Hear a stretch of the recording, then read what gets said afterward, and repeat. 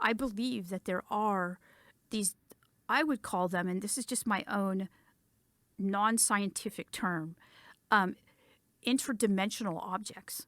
They're objects that have characteristics of our dimension and in some other dimension. So some other dimension has the capability, or something from some other dimension has the capability of transporting a physical object into our realm. Or even imprinting onto a physical object. Yeah. Welcome back to Catastrophic Disclosure. I'm Nest, and sitting with me virtually is my co-host Thenveer. Today, I'd like to share my thoughts on UFOs, at least some of them coming from other dimensions, with the ability to imprint objects in our 3D universe. I only mentioned this because of Diana Pasulka. That's what she appears to have mentioned in the JR podcast. So I want to connect the dots, or at least explain how I'm thinking of this whole UFO interdimension hypothesis. What do you think, Thenveer?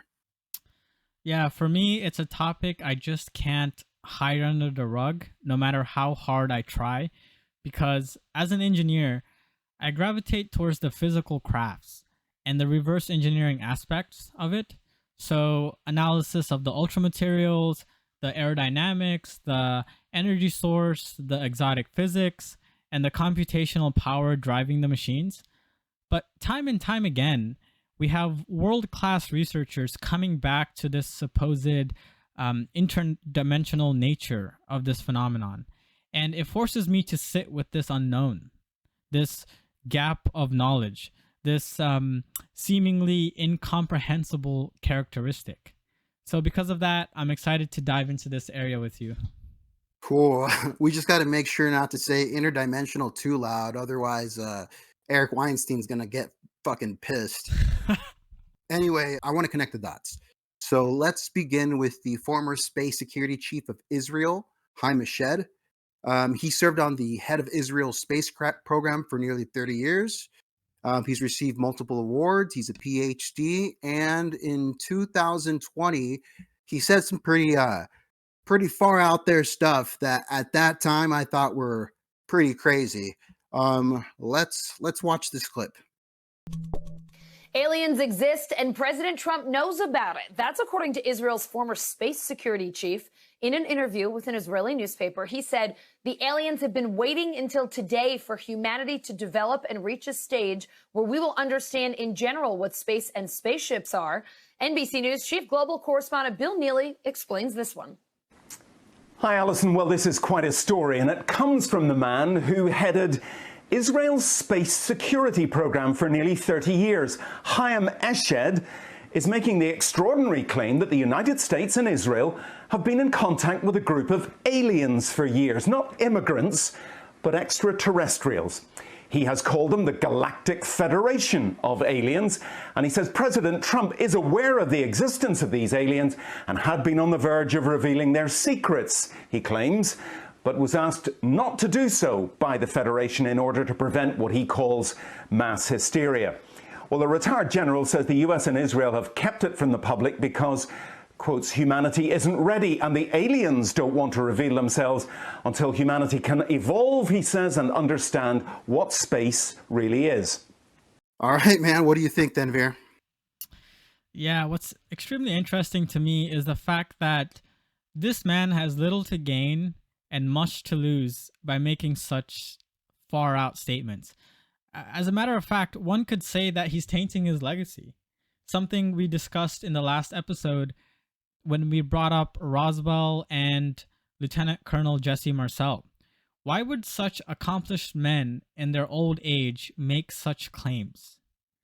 I think it's a valid thought to have, and in light of recent events, these statements look less fringe and more based on some level of truth. For example, I think Trump did get partially briefed because the 2017 events proved to us that Obama also got briefed, although he had already left the office by then. And I say partially because we now know that Trump could not be trusted fully by the branches of defense via Admiral Gallaudet, something that was further proven by the skiff document debacle. But regardless, he had some handlers that pushed him to make Space Force go public. And I think that was the primary driver of him getting partially briefed, along with the fact that ATIP was exposed under his term. I would also point to some interviews that both presidents did where they remained rather coy and vague in terms of what they were allowed to disclose whenever they were asked about UFOs and what's in our skies. There's footage and records of objects in the skies that we don't know exactly what they are. I couldn't help but think also in 2022, the summer of 2022, there was a whole fiasco with Trump keeping classified documents at Mar-a-Lago. And they kept on specifically mentioning that these documents were the highest, most secret documents that we have Right. On nuclear level things. I couldn't help but think that had something to do with this whole phenomenon, but that's just me stretching. But let's continue forward. So adding to this whole, what a weird thing to mention, to redefine spaceships is what Haim Eshed seems to be implying, and space. And it's strange because 4 years later, we have David Grusch, former Air Force intelligence officer, who did the same thing. Let's roll the clip. The UAP task force was refused access to a broad crash retrieval program. When you say crash retrieval, what do you mean?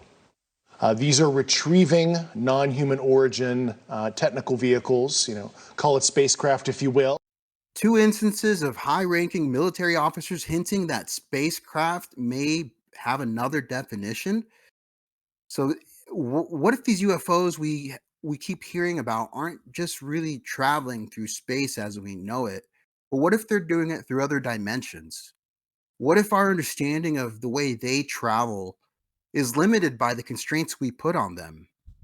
And what if imprinting, as mentioned by Diana, what if imprinting is kind of like when I send you links, Stenvir, and I'm imprinting a timestamp so that when you open it, it's open to the proper location of a YouTube video. What if the same thing can be said with, what if they are coming from another dimension? What if they can imprint the properties of their dimension and have it still be, have those properties in our dimension? It's kind of strange to think about. What do you think? Yeah, man, I think this speaks to the fact that the way we think and expect and predict UFOs to be is very primitive. In a sense, we've been conditioned by popular media to think they're just some vehicles from another advanced civilization, from another solar system, from some part of the galaxy. But what if these things hardly travel at all in a pure 3D sense? And I'm super curious as to how the legacy reverse engineering program even came to some of these conclusions, because if they were able to test that hypothesis, it suggests that our understanding of physics is even more incomplete, right? Because our physics and models, they work the way we expect them to work, but in a vacuum. Now you're saying there's an entirely new set of circumstances. So the mystery grows, but it's also deeply exciting because what if this is how we reach the unification of physics? This could be the catalyst for humans to truly understand the source code of the universe. You bring up good points then, Veer. This maybe we're able to unify the theory of everything with all this information.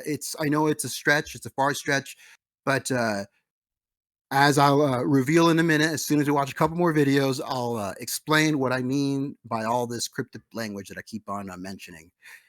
So the next video, I know we've all seen a bunch of shape-shifting UFO videos out there, but I want to show one in particular. I see something unique in this video, and sure, it could be fake, it could be balloons, it could be whatnot, but I don't think so. And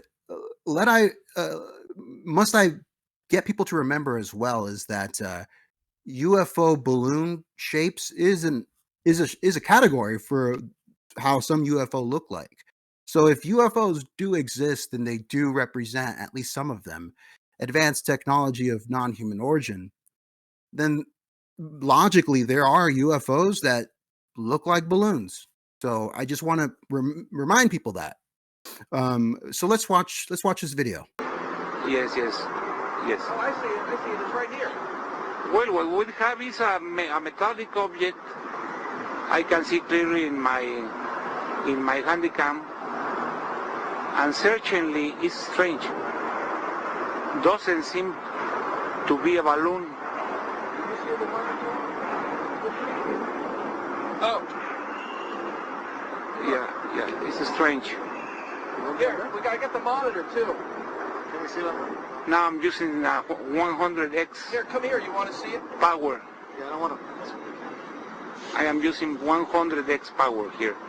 In my opinion, this doesn't seem to be a balloon. It's another thing. I don't know what is this. All right, it's a strange video, I know. It looks like balloons. I can see that, and it very well may be a bunch of balloons. But when I look at that, I see a hyperobject. I see another object that looks like it's moving into our dimension. I know it's crazy talk. Let me explain real quick. All right, so if you were to look at the XYZ plane of those balloons, that UFO moving so strangely, I don't see any chaotic movement. I do see crazy movement, but I don't see chaotic. I see almost like it's like a Rubik's cube, just kind of like figuring itself out. Imagine if you had a bunch of balloons intertwined with one another, and you put them on your car, and you started just going down the road at 5-10 miles per hour. What would you expect to see? You would expect to see super chaotic movement with the balloons, almost like tearing apart. You would see this essence of these. I don't think you would see this like Rubik's cube movement that we see in this video. Also, in this video, you see something that I say a hyperobject, because it's almost as if there's shapes within that UFO that get smaller and larger. And I'll show it in a minute, but there are some simulations out there from universities in which they simulate what a cone or a 4D sphere coming from 4D space would look like Yep. coming into our 3D dimension. This is complex and hard to wrap our minds around, but I think we have to realize just how little we truly know about our own universe, right? It makes me think of that J. Allen Hynek quote, and maybe we'll put it up on the screen, but he says, "I have begun to feel that there is a tendency in 20th century science to forget that there will be a 21st century science, and indeed a 30th century science, from which vantage points our knowledge of the universe may appear quite different than it does to us." So I think what we're talking about here is absolutely frontier science, but it may seem basic in a few centuries, or maybe even sooner, with potential scientific advances from disclosure. So this is definitely something that it may be hard to digest and understand now, but I think this is when we can finally begin to open our minds to it. You know, how would it look like? How would it behave? How would it react if something from the 4D dimension were to come into our 3D space? This is extremely fascinating. It is, and let me put on the screen just how that cone and the sphere would look like. And I know it's not perfect. I'm just working with what's available. But look at this movement. This movement, it does appear things are getting smaller, things are getting bigger. I see it looks chaotic a little bit, but it's coordinated in some different way. And it's just interesting to bring up. You know, I'm not here saying anything. All I know is that intuition is a valid um, thing that we possess as humans that we could use to start an investigation in science for whatever we're thinking about. Can you imagine being Einstein's roommate? And Einstein was just getting the intuition, thinking about space, and he's out there. You guys are just hanging out, and he's going off on a tangent about how he thinks that the space can be bent with the mass of stuff, Yeah. and he doesn't have any calculations. This is just a preliminary. He's just talking about his intuition. What would you think? You think this guy is going bonkers again, right? Yeah. And all I'm saying is I'm just bringing this up. So my thesis is that maybe some UFOs are from other dimensions. String theorists and physicists, they salivate about this all the time. Billions of dollars is spent doing this research. You might even the viewers out here, you might have at one time said, yeah, there's other dimensions. And you said it was straight face and no one thinks anything of it. They say, yeah, that's crazy. Well, maybe maybe they're traveling from another dimension. I don't know. Maybe, right? And maybe when we're talking about spacecraft, or at least these two gentlemen that mention Haim Eshed and David Grusch, and they call these technical vehicles, maybe they aren't traveling through space. Maybe they can be in space, but maybe they're traveling through other dimensions to get here.